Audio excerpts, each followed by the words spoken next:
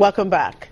To Commodities Matters now. Kenya is reviewing its mining code a year after enacting new legislation as it seeks to attract investment into an industry that's barely grown over the past 5 years.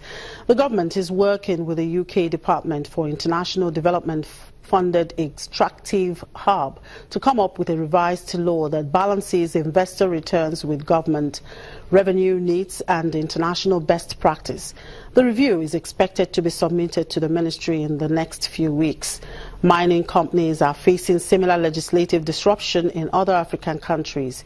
In South Africa, the main industry lobby group is going to court to challenge new rules that seek to give the black majority a bigger stake in the country's mineral wealth. I'll move on now to the global oil market. The prices retreated in early trade today, halting a run of 8 straight days of gains on signs that a relentless rise in U.S. crude production is running out of steam. Brent crude futures fell 27 cents to $49.41 per barrel. U.S. West Texas Intermediate crude futures were trading down 24 cents at $46.83 a barrel. The falls came after both benchmarks recovered around 12% from their recent lows on June 21. OPEC is leading a bid to tighten oil markets by pledging to hold back around 1.2 million barrels per day in output between January this year and March 2018. And for more on the global oil market, I'm being joined by a research analyst with a financial derivatives company here in Lagos, Damilare Adeshola. Good afternoon, Dami. Thank you very much for joining us. Good afternoon, Chile. Our U.S. oil drilling is slowing, oil price taking up, although it dropped a bit today. Should we now say that things are beginning to fall in place for the oil market as OPEC would actually want it? Yes, well, as much as we would like to see that as good news, the reason for the fall in the increase in price, as you have mentioned, was the fall in the U.S. drilling and also fall in oil production for the month of April. And the reason for the fall was just because of the unfavorable weather in the oil-producing parts of the U.S. So there were some storms and also just some fields were closed for maintenance. So once these fields reopen and once the weather returns to normal, we expect that the U.S. will continue to ramp up its production as it has been for the beginning of the year. But then that being said, I still believe that prices would sort of steady where we've seen it for the last few days within around $46 to $48.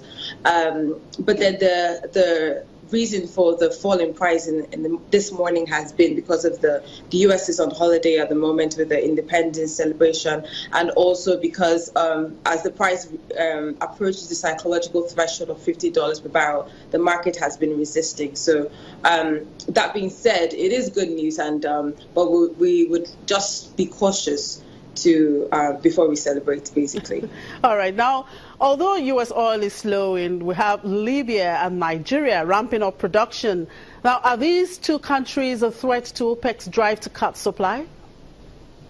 Yes, they are, yes. Well, Libya more than Nigeria. Libya at the beginning of the year was producing something around 690, and at the moment, 690,000 barrels per day, and at the moment they are already 1 million barrels. So that is like 45% increase in price. Nigeria has increased by about 11% production. So together, two of them have increased by about 1 million barrels per barrel. So we think that definitely that is a threat to OPEC's cut, because if you look at OPEC's trying to cut together 1.8 million barrels per day, and then Nigeria and Libya bringing in an additional 1 million barrels per day, that is already negating all of their efforts. So definitely it's a threat to OPEC's current efforts to increase prices.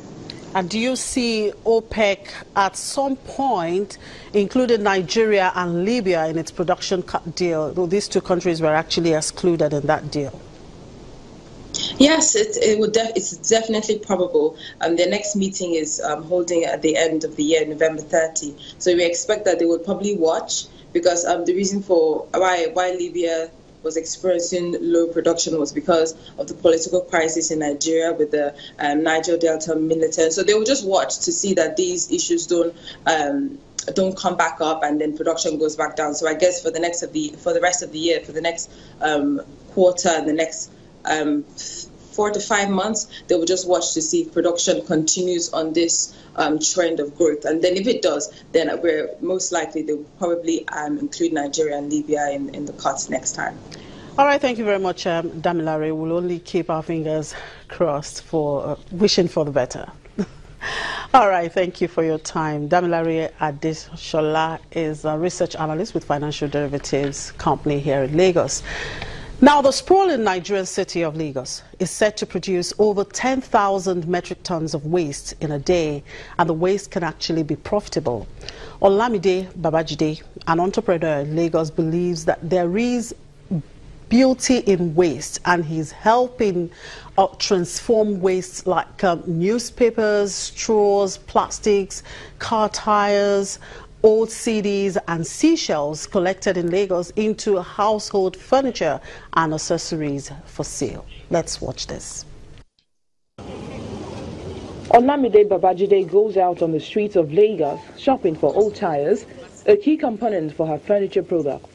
Babajide is the founder of Pearl Recycling, a company that transforms recyclables like car tires, magazines, straws, plastics and wood, among other things, into household items.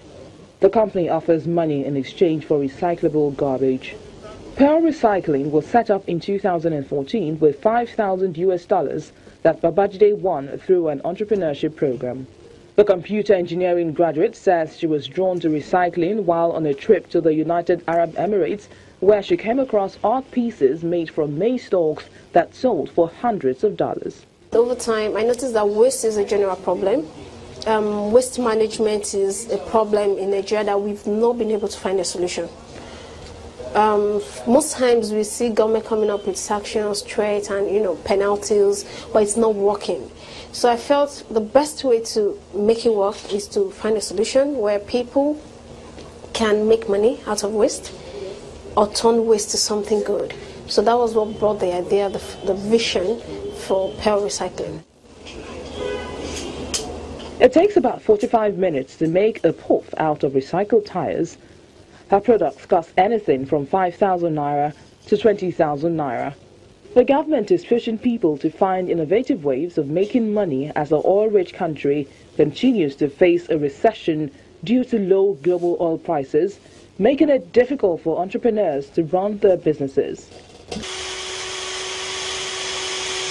Olamide says that although the recycling sector is relatively small in the country, it has the potential to lift many people out of poverty. With about 7 orders a month, Olamide makes about $3,286 a year. She has also exhibited her work in parts of Africa and the Middle East. She says Pearl Recycling is still facing financial challenges that hinder growth. Basic challenge is still fund, because we need funds to produce, we need funds to get machines. Most of the things we do are manual, except maybe for the drilling machines and all that. We still need some machines for cutting, for other tasks. It's capital intensive, but we've been able to find a way around it manually. But we believe that if we have funds, we can achieve more. So I brought my tire today. Tolulope Akiwumi, an accountant and interior designer, says she came across Pearl Recycling a few years ago on the internet and has been buying their products ever since. I'm here today to pick one for a client who we're doing an interior for. And for a while, the furnitures are durable.